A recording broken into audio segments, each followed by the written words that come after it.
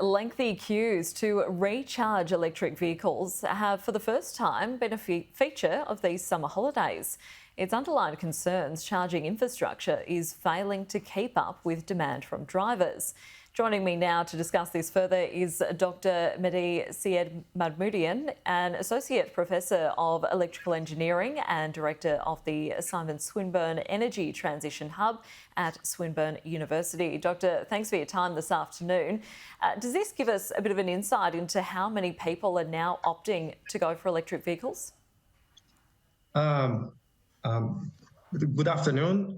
This is very interesting to know that 35,000, as you mentioned, there's an uplift in the integration of electric vehicles into the current transportation system. 35,000 electric vehicles were sold last year, which is double than the numbers in 2021 and 3 times more than what we see in 2020. Obviously, the biggest problem that we have is the lack of infrastructure, charging infrastructure in the remote and rural areas. Normally, the electric vehicles owners, they charge the cars at the house and then they go to the work and they will use it in the urban areas. But when we see the road trips during the summer, they will go to the rural area and they will see there will be lack of infrastructure in the rural area. Having said that, the uplifting the numbers of the electric vehicles sold last year in Australia is a very good indication.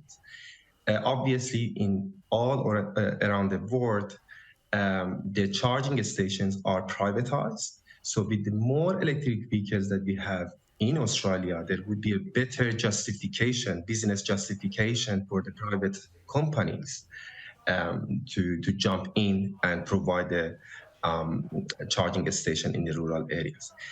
Even with that, there are some challenges that we are foreseeing and predicting in the next 5 years. The main challenges in front of an obstacle in front of the electric vehicle charging mechanism is the charging time. As you know, in 2018, with around 3 hours charging time, we are actually now seeing that in some of the companies like Tesla cars, 15 minutes you can actually charge around 200 miles of travel. However, still this is substantial time when we are going for a travel. One of the strategies that is being done and conducted across the globe, and specifically in Swinburne University of Technology, is wireless power transfer that can substantially reduce the charging time, particularly when you are traveling. And one of the bigger challenge that we will see in the next 10 to 20 years is the shift in the electricity demand. When you're traveling in the rural areas normally they have the lower electricity demand profile. When we are traveling to rural areas, we are going to increase this peak demand that will create a lot of instability and reliability for the electricity.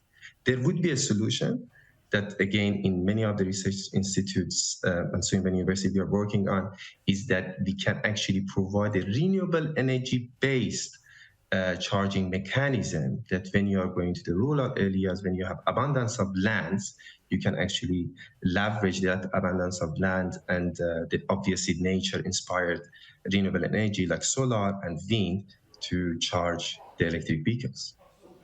All right, Professor, some interesting insight there into the growing need for more charging stations for electric vehicles. Thanks so much for your time this afternoon. Thank you. Thank you.